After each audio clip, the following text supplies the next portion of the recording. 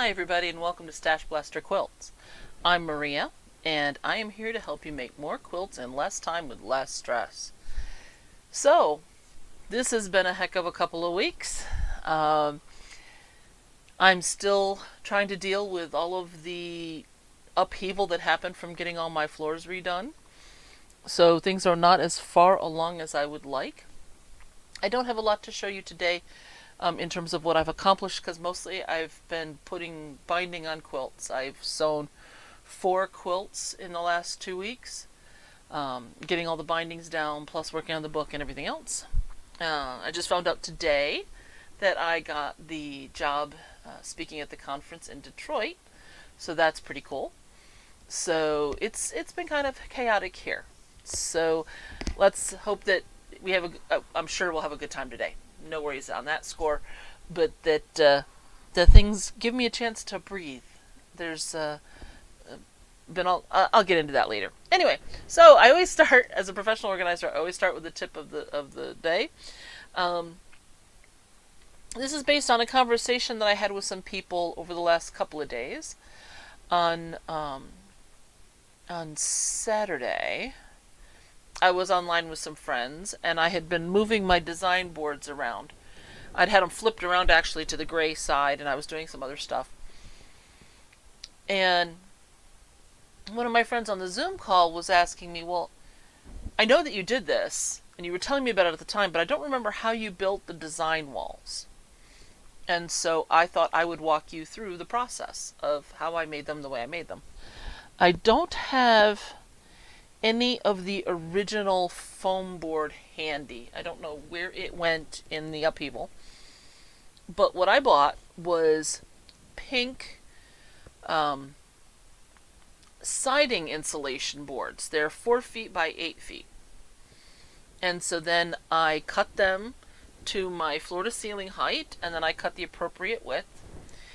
And it's because I wanted to have 5 sections, and I wanted them approximately even. They didn't have to be perfect, but approximate. And the reason for that is, if I was moving them around, I didn't want there to be one that always had to be at one end. I wanted to be able to just move them however I wanted. So they're all within a half an inch of each other. And that comes into play when it comes to these oops, you can see it better on this side. These tie backs that I put. These are on elastic. And they just help keep these from falling forward. Yes, they're leaning against shelves, but if I snagged them, with a pant loop or bumped into it or something, I didn't want to be sitting here sewing and have this board come and conk me on the back of the head. It's super lightweight. It wouldn't hurt, but I wouldn't want to go whoosh while I was sewing. So that's why I want to make sure I had those tie backs on there. So how did I make the boards? So I cut them to size, and then I took flannel. I didn't want to piece any of the flannel for this. I wanted to make sure that it was all one solid piece on each side. So I used glue, Gorilla Glue or something similar. I used Elmer's glue, and what I did is I basically box wrapped the board, one cream and one gray, and I cut both at the same time, so that if I was off a little bit, it really wouldn't matter. And then I glued each one, and I put these box corners on. You can see there. Okay. And then once each was fully dry, I glued them together. So these are one unit now.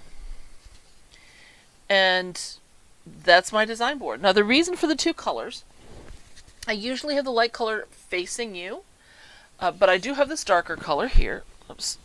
You can see how much darker it is. Okay. So if I was doing a quilt with a lot of really light colors, or I was doing a section where I wanted to make sure I was getting good contrast, you can see it a lot better on the darker gray. And I like the fact that I could do some parts on one and parts on the other, because I can flip any one of these around. So this one could be gray right now if I wanted it to be. And I could have the dark colors auditioned here and the lighter colors auditioned here. And it would go ahead and just make it easier to see things better. The one mistake I made is I made these 1 inch, 1 inch shorter? 1 inch shorter than my ceiling height. Which is good because some of my fabrics go all the way up to the ceiling on that top shelf. But it makes it harder to move them around. So if I was doing it again, I would probably make them about 3 inches shorter than the ceiling to floor height. It also came into play because this new carpet is nice and plush, and it has a brand new pad under it, whereas the old carpet was beaten to nothing, and it was on basically a piece of felt type of padding. So when I put in the new padding and the new carpet, I lost another almost inch, so it's even tighter now. So that's why I would recommend you give yourself a little bit of extra space. Now this thing is sturdy enough that if you wanted to, you could use Velcro and stand it up on its own without having the supporting wall behind it, and just put a couple pieces of Velcro on the front and a couple on the back, and maybe a wedge. Here's a wedge. It's a little piece of foam. I cut this 1 incher in half this way, and I just wrapped it and glued it. And so because of the divots on the floor that I had before, a couple of times these didn't stand straight, and so I could just wedge this in under. You could put something like this in the back, and then that would keep your design wall in a V and keep it from tipping over. But you can see how thick this is. This is over 2 inches thick. It weighs almost nothing. I can pick one of these boards up, one-handed, not even think about it, and carry it away. So it's really nice to have it be that flexible and movable. So that's how I made the design wall. Okay, I see there's a couple comments here. Okay, Judy, you haven't kept up with the mystery quilt, but that's fine. Oh, Donna, I'm so sorry you got COVID. Well, this quilt is designed to be completely done in, I think, 14 rounds, and this is round 6 that we're doing tonight. And, like, the last round is bind. So, I mean, everything is included, including the quilting days. We're going to be done early on this quilt because I wanted it to be able to be something that could be completed before the end of the year, even if you did the lap size. So if you're behind, don't worry about it at all. You've got plenty of time to make it up and still finish before the end of the year. So there you go. So since we're talking about the mystery quilt, round 6, it's a toughie. Ready? It's putting your squares together in the middle. So here's your 3x3. Okay, that's what that's going to look like. Let me just plop that right up here. Oh, by the way, this is flannel, so I don't have to use pins. If I know I'm going to be walking back and forth around it, I might stick a couple pins in just to make it easier, but you don't have to. And here's the white 25. So it's a 5x5. Okay, so whatever tabletop or laptop, whatever it is your work, lap size, I'm always going to say laptop. I might as well just accept it now, but lap size, this next 2 weeks is putting together your center.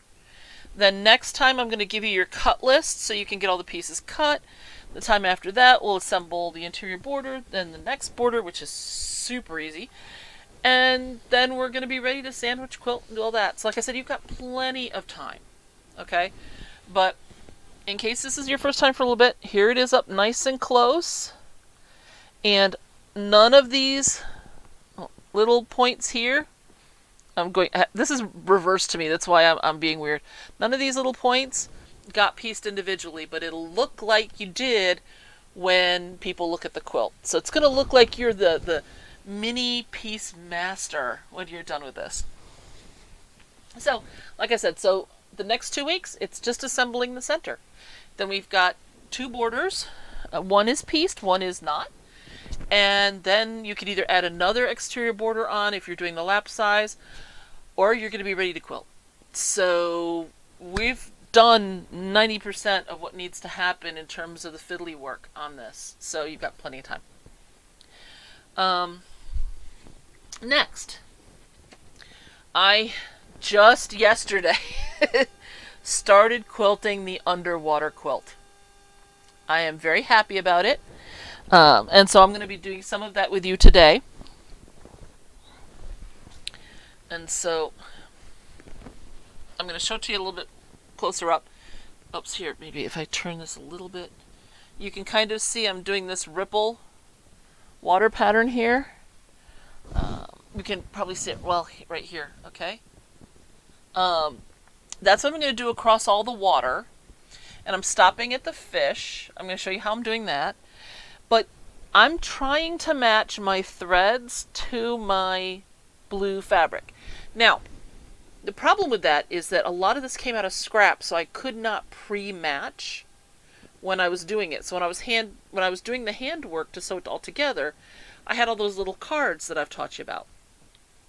And so there's colors there that I don't have in spool form. So I'm getting kind of close. I'm going to probably not do more than 3 or 4 rows with the same thread on top. And it's all the same on the back. Because the back, let me see if I can pull this up here, is this bird fabric. I've got one blue that's kind of this middle blue here. And so that's what I'm doing on the whole back. I'm not trying to thread match anything on the back because it's all one material. So, how could I possibly try to thread match? Well, you start with a blue thread collection like this. So, I have a bunch of them here. These are the ones that are I've chosen for the area I'm working in. These are my bobbins. There's no reason you can't use a bobbin on the top if it's the right color. Now, this little case, I only have one color thread in. And it's from this spool, because this is the stuff from the back. And I didn't want to potentially lose these bobbins in amongst everything else when I'm trying to color match and then not have them handy. So I just took this extra case that I had and I spun up a whole bunch of bobbins and they're sitting here ready to go. This spool isn't put back with everything else either. It's got a little spot on my little drawer unit over on this side. You can't see my hands, but I have a drawer unit over here. And so this sits all by itself up top here. So I'm putting it back there right now. And then this little case sits over here next to me as well. I have my little folding ironing board that you've seen before. And that's what I'm keeping the threads I'm working on it. Judy's asking, do you worry about old thread? I actually tested all of my thread about 6 months ago. What do I mean by tested? I take the thread, and I was taught this by Diane Henry. She's a handy stitch quilt instructor, and she's part of the Springfield Guild. And you twist it around your fingers, and you give it a good solid tug. If it goes boop, right away, that is not a thread to keep unless you mark it for basting. I would mark that thread for basting and then use it to put my quilts together, because if it pops a little bit here and there, that's fine because it's going to be pulled out anyway. In fact, it's a lot easier to get out. But nothing I would be concerned about the structural integrity of the quilt. You can still use it for embellishment. There's lots of things you can use garbage thread for, but if you don't mark it, you are going to quilt a whole quilt, and then somebody's going to twist it or something, and it's just going to pop and run, and then you are going to have to re-quilt that whole quilt. So, about 6 months ago, I went through all of my threads, and I gave them a good solid tug. These are the ones that survived it. The ones that didn't either got marked or got thrown out. I will not use a red or a really dark color as a basting thread, but particularly red because for some reason when you baste with it, it's much more likely to stain whites and things that it's being dragged through. So I like having medium to light, and the lighter the better, as my threads that I baste with. That's just my preference. So that's how I handle that. So anyway, so my thinking today, so I'll show you this. I did get, this is one of the 4 that I did. The other quilts don't belong to me, so I'm not going to show them. But I did get the challenge quilt for SQU. I got the binding on. So here's the quilt. It's a charm quilt. So there was all kinds of rules. So things like setting triangles were not allowed, and I could have just done it as a regular square, chopped off the half of the triangles, but I was a little concerned that they might say, well, that's not the full triangle anymore, so it doesn't count, and I could have had 80 million of these. This is going to go on our table in our front room, and we play games on there as well as, do other family kinds of things. And I hate when dice bounce around on a table. I don't know why. The sound kind of annoys me, but they also tend to bounce forever. And so I always have some sort of a tablecloth there. So that's what this is going to be. This is going to be a gaming thing. On the back, it's just this black and white snake skinny kind of thing. And that was actually very hard to put the binding on next to, because it was black on white and black. And this particular pattern made my eyes kind of do this. So I'm never doing that again. This is no longer a backing material for me unless I'm going to machine put the binding down. But it was a good experiment, and I was glad that I did it. Pat, I am so glad that you're here. Pat did a comment last time, because I had asked, who you listen to for podcasts and things, and I got an email from YouTube. And Pat recommended the Quilter on Fire podcast. So I got this email, and so I clicked reply, which I have done before, and I've been able to reply to people's comments, and it would not take me to your comment. I have no idea what happened. I clicked manage all comments, and it wasn't there. So if you folks could let me know, if something like that happens, if you leave a comment or you send me an email and you don't get it, I would really like you to go to my website, StashBlasterQuilts.com, and on the contact page, let me know, because I still haven't found out what the problem was to be able to respond to your comment. Someday, when I'm getting 1,000 comments a day, I won't be able to respond to everyone, but right now, there's like 29 of you, so I can respond. I didn't... WPCT? Okay. I don't know what WPCT... Expect a comment. Oh.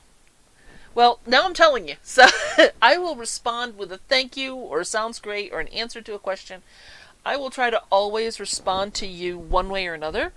And the fact that I couldn't, I spent a week trying to get YouTube to explain to me why I couldn't get to your comment.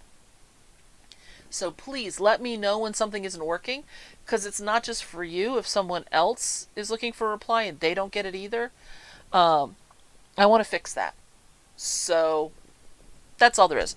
But that does sound like a really cool podcast, and I did bring it up. I tried it on Audible. For some reason it wasn't working on Audible. But I could bring it up on iHeartRadio. So I did listen to it a little bit in my car the other day, but I didn't get very far. But I'm always looking for new things. I go through a couple of books on tape a week. So I'm always looking for more stuff, because if I don't have to buy 2 books a week, that's better than having to. So there you go. Okay. That, I think, brings us mostly up to date. I'm not seeing anything else. So, again, today, for your mystery quilt, it's just getting your centers done. And thank you, Pat. That would be sweet. And then next time, I'm going to give you the cut list for the interior border, the pieced interior border. It's the smallest pieces that we're going to work with, and it's still not bad, I promise you. So, we're almost to the end of getting this top done. And it's only May. It's the first week in May. So I'm feeling pretty good about that. If you are enjoying the mystery quilt, better yet, when it's all done, if you have enjoyed the mystery quilt, but I'm going to say it now. If you are enjoying it, let me know. And let me know if this is something that you would like me to do again. Or you can also send me a comment that says, this was fun, but no, we never need to do another mystery quilt again. Whatever it is, let me know. I will not take it personally, I promise you. This is still a new enough channel. I've been doing it a year, but I only do it twice a month, so it hasn't been really that many times. I want to make sure you're getting out of this what you want to get out of it. That you're learning something if you're here to learn, or you're just enjoying the chatter because you like to hear the chatter. Whatever it is that you would like, let me know. If there's a particular topic you'd like to hear about, if you would like my philosophy of life, if you would like to know, the pets I used to have, I don't care what it is.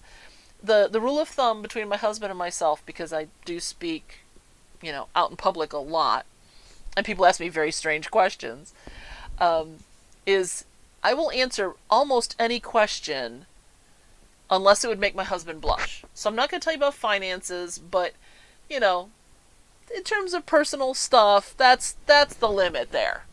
But other than that, if it's about how to organize anything, just please let me know what you'd like. And I want this to be a place where people are happy to put in the chat, so thank you very much, those of you who have.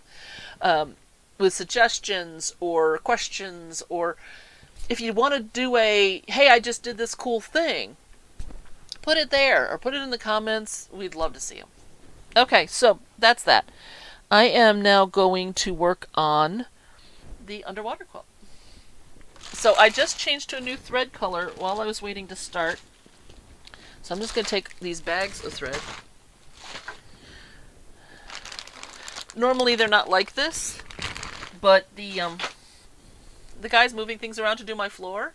I have a drawer unit that's all threads, and I don't know how they managed to tip it over because it's on wheels. They should have just rolled it to where it needed to go. But I guess one of the guys picked it up and then didn't know which way was right side up or whatever. I had bobbins and threads bouncing down my stairs to the first floor. So at this point, I've just gathered them all up into bags, and then I'm going to get them back into the drawers the way they're supposed to be at a later time. It's not important right now. And since I have company coming this weekend, it didn't happen today either. So there you go. All right, let me move these. So like I said, these are the ones that I've already picked for just this middle section of the quilt. These are all the medium towards the lights. And I might still not use those. I might dig back into the bags to try to find a better match. Oh, yeah, Pat, I got a speaking gig in Detroit. It's not a organizing job, but that was one of those conferences that I was hoping to get. I applied for it in January, and they had said that April 15th, all the speakers would know if they got the gig. And then April 14th, they sent a new email that said, we'll let you know by May 15th. Which meant, am I driving? Am I flying? How am I getting there? How, making hotel reservations and all of that. It's just, ugh. So, I just found out today that I got the speaking job in Detroit. So that will be, I think, the second week in August. So I'm going to go from Detroit to Virginia, to Boston, to Florida, to Boston, to Virginia. And that's when I'll be home. So from mid-August through mid-September, I'm pretty much on the road every day. Either going somewhere or being at a conference. I'm going to have just those few days in between to do things like laundry before I head out for the next conference. I don't know why they're all held the same time of year. It's kind of annoying, actually. I'm trying to get another one, though, that'll be in November, so that'll be nice. Oh, there you go, Donna. You got Judy coming over, huh? That'll be really cool. It's always good to organize with a friend, because it takes so much stress off. Alright, so, unfortunately, this thing is big enough. It's going to take me a minute to unspool it here. I hope I'm not making too much noise up against the microphone. With it here on my shirt, it's kind of hard to do anything without bumping into it. Alright.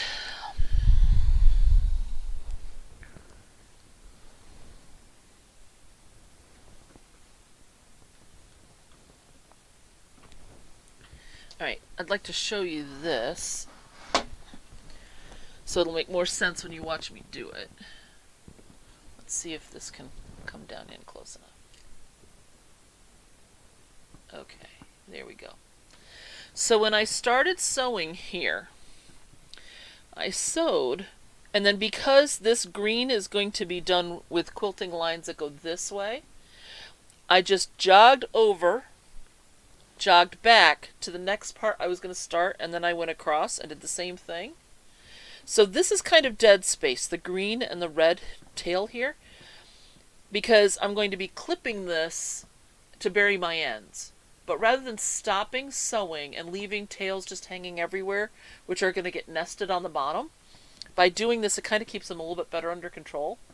It still may happen I get a little bit of, I might still get a little bit of nesting, but it's going to be a whole lot less than if those threads were just loose. And I didn't want to stop every row and bury all of those ends all the way across each row. So that's why I'm doing this. So when I come up here and I start sewing this, so I'm going to come down and then up and then down, I'm going to jog back up again and down and then do a little bit here and then jog up. And at that point, I'm either going to go all the way across, or I might just say stop and put a couple of stitches here to hold it in place, and then come back and do the next one. So this is just how I'm keeping track of it. Once I get all the water quilted, then I'm going to be able to bury all the ends. Then I will do things like quilt the seaweed, and I'll be able to jog off into the water at that point if I need to. Same thing with the fish. I'm going to go around the fish and then put in the scales. If I've got a section where I'm jumping color, like on this guy. Okay. I'm trying to get this where you can see stuff. Okay, so if I'm doing this lighter orange and then I want to come over here, I can pop off into the blue and then come back and then do scales here.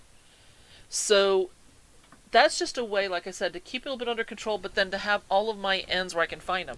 Because what I like to do, back here, let me bring this back, is I'm going to snip this, bury these two on the front, and then immediately turn it over and bury the two on the back. Then I'll snip the next pair and bury the two on the front and then the two on the back. And then that way I'm not going to have a ton of threads that are not finished off on the back that got lost. Because that's happened to me where I've tried to bury all the ones on the front and then I've missed some. Okay, you miss one or two here. But on the back, especially if they're nested and you're trying to unpick everything, no.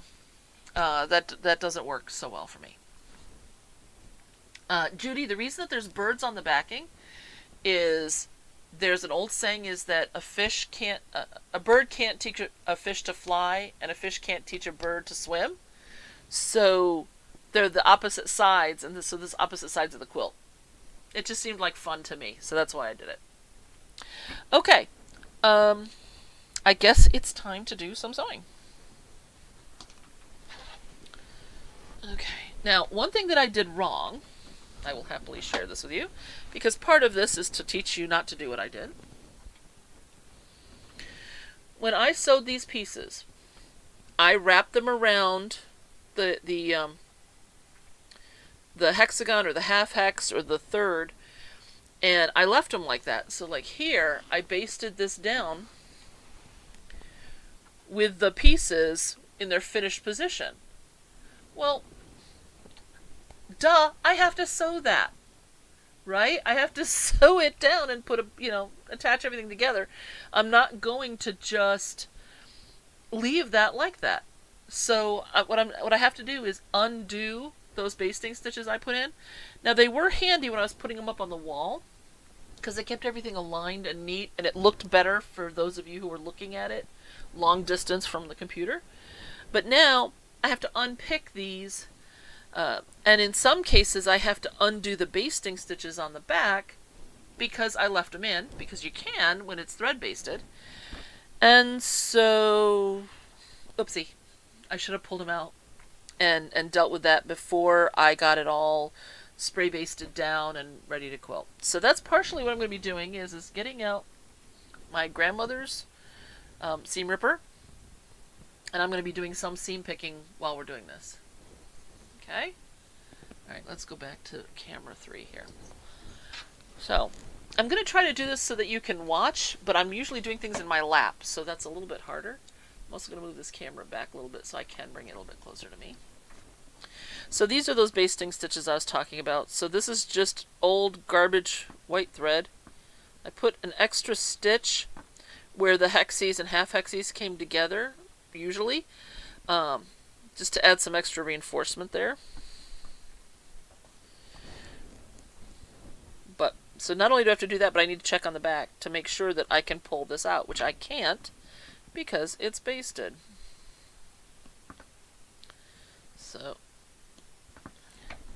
I was very good at making sure that these hexies weren't going to come apart, which of course now it means I'm paying the price. And this is such an awkward angle. So this is looking a lot harder than it normally is. I promise you it's not normally this hard. But I'm trying to do it upside down and backwards. And so you can see it. So I have a garbage can just over there. So that's where my hand is going. I'm just throwing the stuff in the trash right away.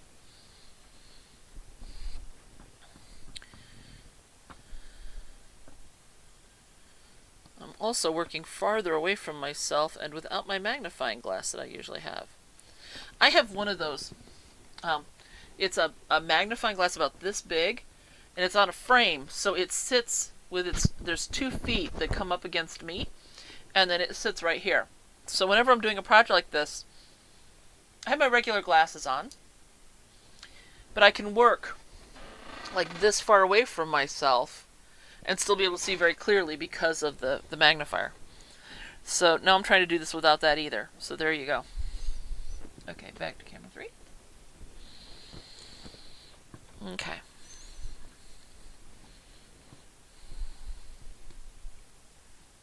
So all I'm doing is undoing those basting stitches and then straightening all of this out. Even with having to do this, I'm still more of a proponent of thread basting over the glue basting. All of the stuff I glue basted was just such a nightmare. And so many of the pieces, I don't know if I didn't let it... I don't know if I used too much glue, if it just didn't completely dry, or what the problem was for me. But I just wound up with such sticky hands and everything when I was trying to pull the papers out and everything. It didn't work for me. That's the nice thing about quilting, though, is once you learn about all these different things, and some will work for you and some won't, and the ones that don't, you just say goodbye to. And, when you've got a friend, when your way doesn't work, if you know about a different way, you can tell them. Even if it's not for you, it might be perfect for them. I do that a lot, actually, because people will give me all these great ideas, and I try them, and I'm like, nah, I like my old way better. Sometimes it's because it's what I'm familiar with. And this is with organizing, too, by the way, just so you know. We all have our pet ways of doing things. I can't get that thread out.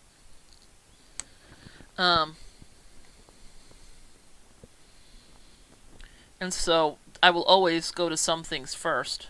But if they don't work, I know other ways. My mom taught me there was only one way to store shoes. That's in pairs underneath your hanging clothes. But now as a pro, I know 53 ways to store shoes. So, yeah, it's a challenge.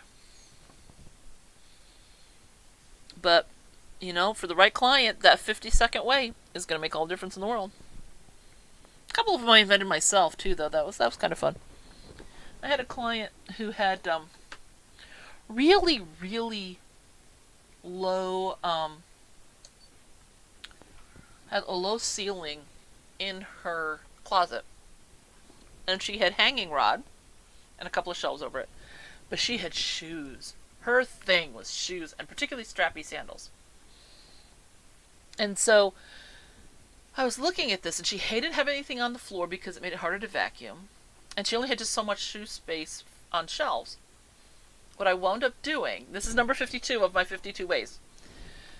53 ways, sorry. I got another one after this. This was number 52. I hung fishing net between the two top parts of the closet. And she takes her strappy sandals and clothespins the shoes onto the fishing net. So it's off the floor. She can just easily reach up and pull them down. And she's been using that system for, I don't know, probably 10 years now. Now, the only reason I know she's still using it is because I saw her at an event about 6 to 9 months ago. And she dragged her friend over. And she said, "This is Maria. She's the one that came up with the fish nets." And I could see in her friend's eyes that she must have been thinking of like stockings. And since those go back to like the 20s, I think she was thinking that I'm like 100 and something years old. And I just started to laugh because I hope I don't look that old. And so she goes, "You invented fishnets?" And I'm like, no, you don't understand. In her closet, that her shoes are on, she's, "Oh yeah, those, that was amazing." But I was just picturing her going, "Oh my God, woman is 100 and some odd years old? How is she still walking around?" But that made me laugh. I thought that was funny. But I've always looked older than my age, so I never know. People might think I look 100 years old. So, okay.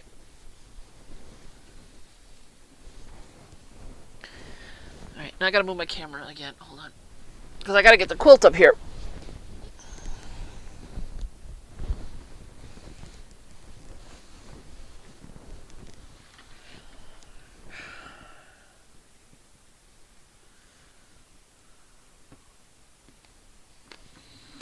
I almost started to sew on the same row I've already done. There you go, I'm wide awake. Okay. I'm going to switch the camera back in just a second. So I was telling you it's been a crazy week at my organizing company. In 1 week, I've had organizers come down with COVID. I had a client, an organizer whose husband's uncle passed away, and she's my operations manager, so it means that she tackles big clients like I do, and I don't have anybody that can replace her other than myself. And then I had a couple of my clients call me back and want to get restarted, and then I'm working on a client's house where she is currently at a skilled nursing facility, and so she's got a really bad mold problem. So we have a mold company in to do the repairs, and so I get this call, and it's a new organizer of mine. And she said, "So, you know the wet drywall that they were removing with mold remediation?" I said, "Yes." And she goes, "Well, it's a lot worse than they thought. There's a lot more mold than they thought." I'm like, "Okay, that's fine. That happens all the time." She goes, "Oh, and there's an ant nest." And I said, "What?" She goes, "Yeah, they opened up the wall and there was a tsunami of ants that poured into the house." So I had to call the client today, who's, like I said, she's in a skilled nursing community, and tell her that she had an ant tsunami. So now I have to get in pest control, and so we had to call and talk to them. And we're still doing the mold remediation, so we had to arrange for the duct cleaning, and it's been an interesting week. Okay. Now I am not the world's best quilter. So, if you want to learn how to quilt, watching this is not going to help you. You should be watching something like Tiny Orchard Quilts or something like that, where they quilt all the time and they're amazing at it. This is just Maria working on her domestic, trying to get some quilts done.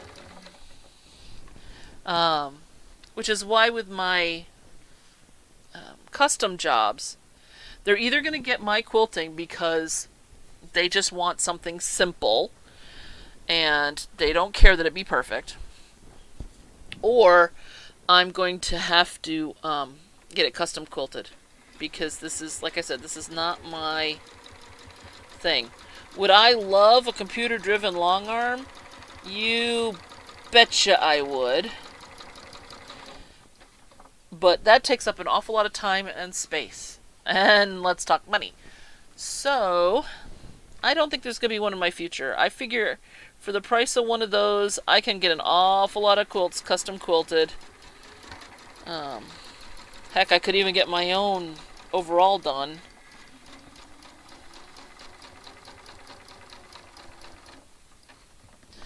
And just go from there. And the quilting part isn't my favorite part. One thing that I say to people all the time, if there's a part of a job that you don't like to do, that you can outsource it. There's no reason to make yourself miserable doing a job you don't like. And this is supposed to be a hobby for most of us here. So let's keep it fun, shall we?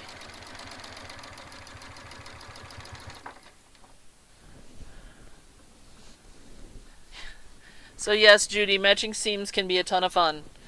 I pin all of mine, and I pin, like if I was matching these two, once I get these aligned, I put a pin on each side, and then when I'm sewing on the machine, I wait until any flap on the back is caught by my needle, then I remove that pin and then go the rest of the way over. Now it's caught, and I pull the next pin.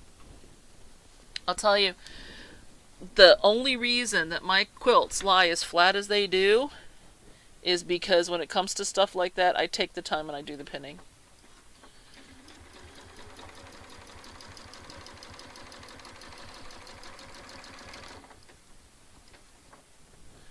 Okay, so here I am. I'm going to use the same thread color on this next row.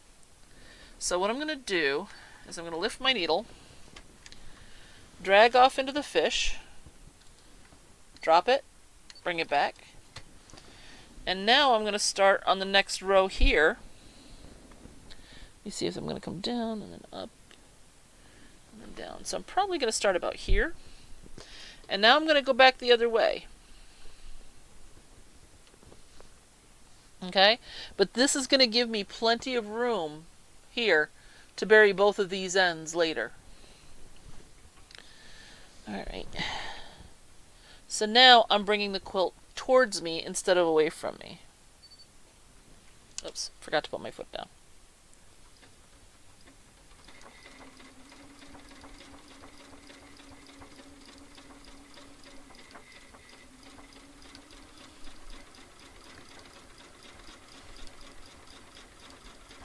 Now I am doing kind of a rough, very rough echo of this line here, but it's nothing to write home about. It's just a simple, easy undulation. The only reason I'm having it be even close, that I'm worrying about that at all, is because water in the ocean ripples in consistent waves, and they're not just across the surface, they're in the depth. So I kind of want to evoke some of that with having these sort of echo each other. Now, could I have marked this and had these curves be perfect? Sure, I could have. But you know what? Mother Nature isn't perfect either, so I'm not going to feel too bad about the fact that it's not.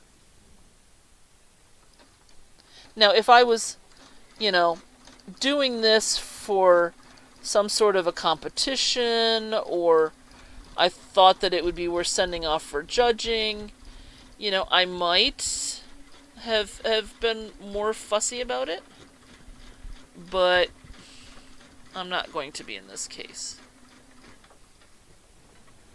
Okay, so now I'm coming up to this fish here. Now, going backwards, this is harder, but I'm just going to slow it down a little bit. And then once I get to the fish, alright, I'm going to lift my needle. Now, in this case, I don't have a good spot on the fish to jump off to, but this is already quilted. This I already did. So I'm going to go this direction. Drop a thread, come back on the other side. Drop my needle and my foot. And now I'm going to keep quilting.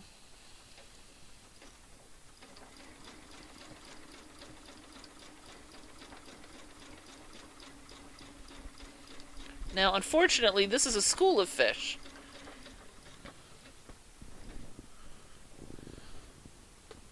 So, guess what? I got another one right here. So, off I go.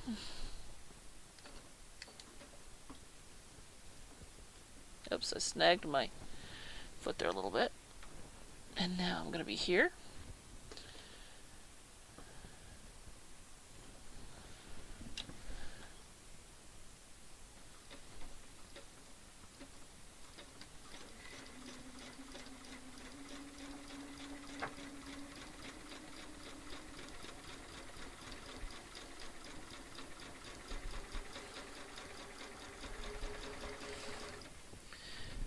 Now, oops. Put my needle down. My little flap here curled back under while I was moving stuff around, so I'm just going to straighten that out again. Usually the adhesive on the spray based will hold it, but it isn't on this particular one, and that's fine. Then off to the edge, and she's done. Now, I don't need that same burying because this is, of course, going to get caught in the outer seam allowance. So I can just come off to the edge and then come right over here to this one. And be prepared to start it again.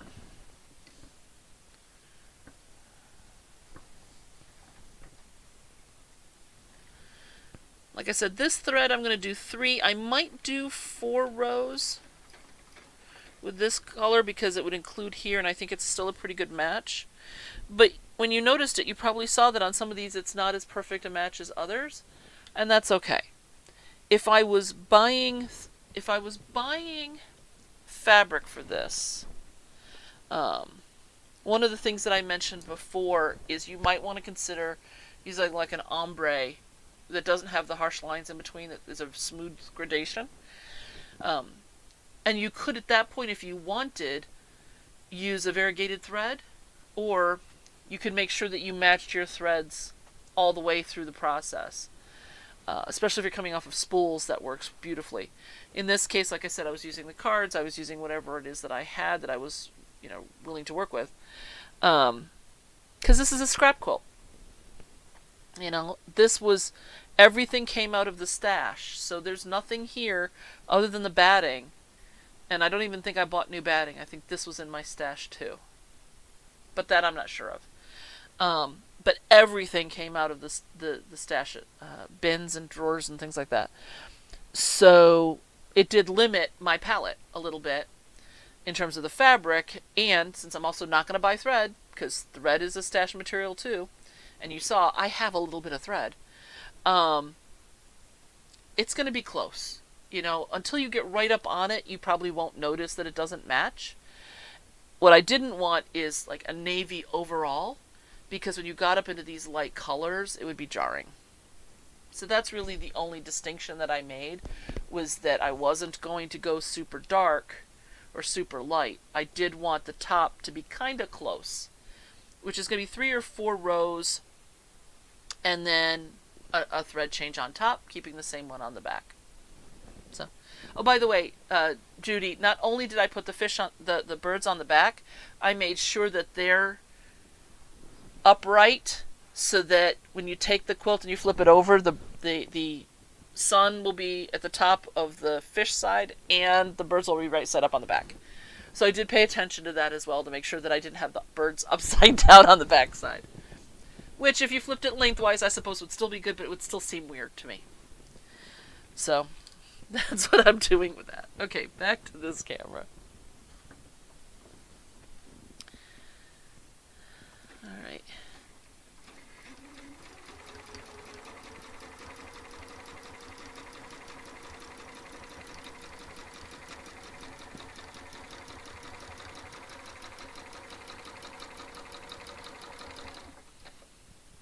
Oops. See, I always forget to put my needle down. I know that there's people that have the bar to needle up, needle down, and that just looks so cool. And when I bought this machine, I bought it from a fellow quilter, and I think it came with a bar, but I never figured out how to use it. So what I should probably do once I find it again, because again, the disaster of the fiasco of the flooring.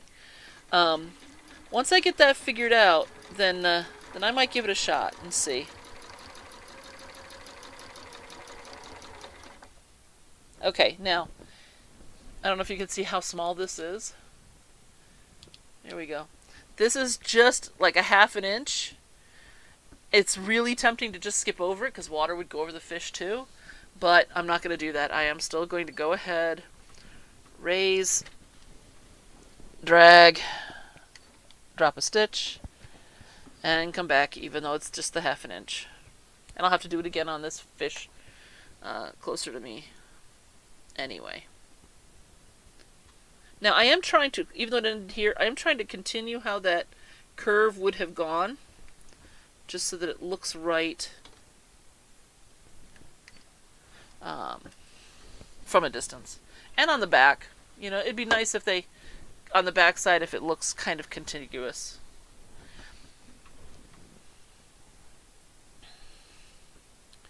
So on this side, we're pretty much at the bottom of the curve, and so I'm going to come back up.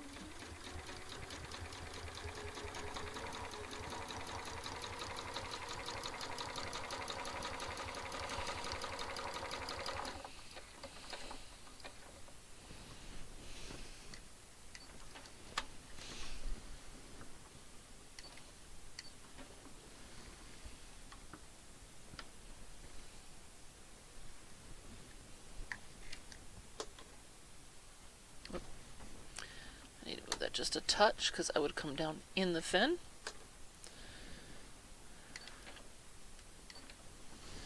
Okay.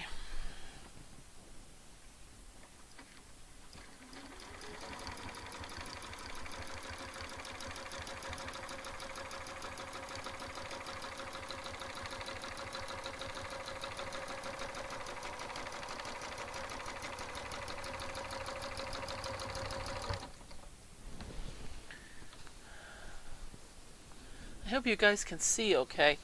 It's kind of hard to tell from here.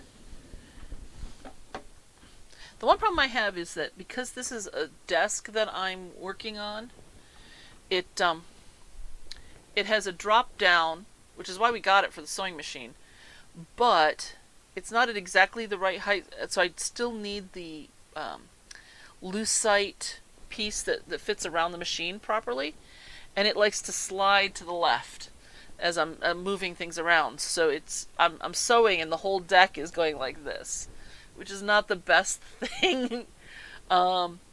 Luckily, again, I'm not worried about perfection here. You know, I'm not doing ruler work or something like that. But it does make it a little bit more interesting. But I suppose, you know, with water, you know, water's kind of unusual and irregular. Excuse me. So if I mess something up, who cares? Now, I have had somebody say to me, it sounds like I don't care how my stuff comes out, and that isn't true. I do want to make things that people will like and keep.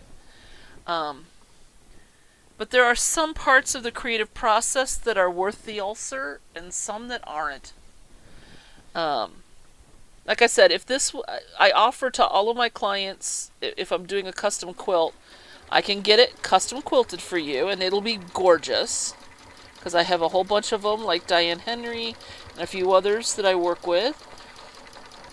Or if you just want something plain and simple, I can do it, but you have to understand that this is not my... it's not the thing that I'm best at. Let's put it that way. And, you know, if it's just a baby quilt for somebody and they just want it to look nice, but they know that it's going to get spit up on and it's going to have poo on it, you know, from a baby change and things like that, a lot of times people don't care. And they're like, no, just go ahead and give me something decent. But it doesn't have to be perfect. And I've even had some people tell me that they specifically like the fact that it's not perfect because they can claim that they did it. So I'm perfectly fine with that too. If somebody wants to claim my work in terms of the quilting, they are welcome to do it.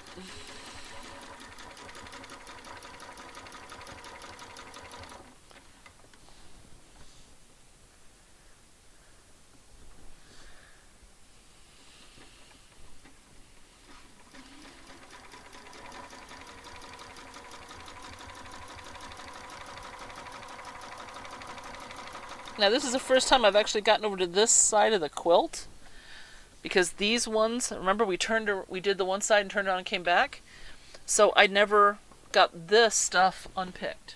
So I'm gonna have to stop now and do this.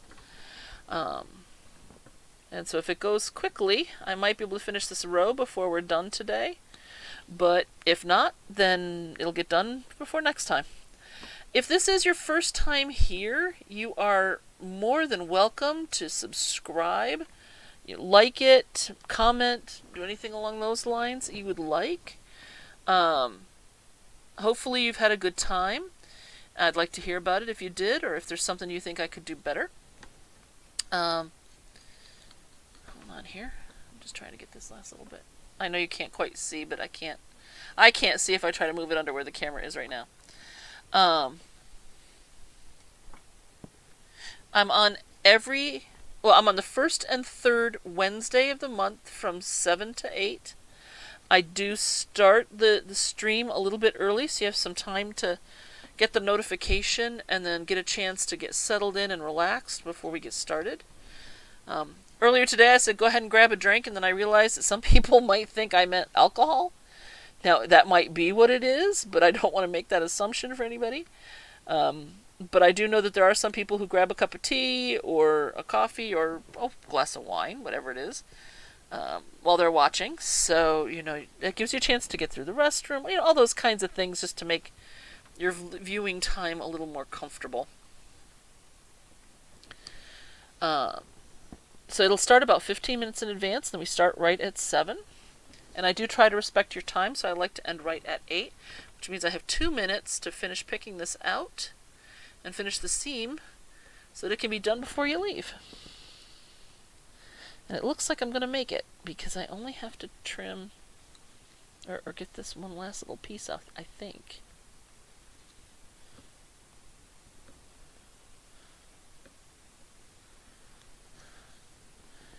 I think I've got it. Come on. Come on, come on, come on, come on. I do. Alright, so I can just lay this flat.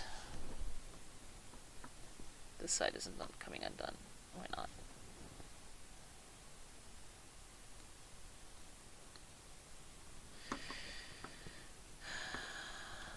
Okay. I'm getting there. I am. I'm gonna get there. I got 1 minute.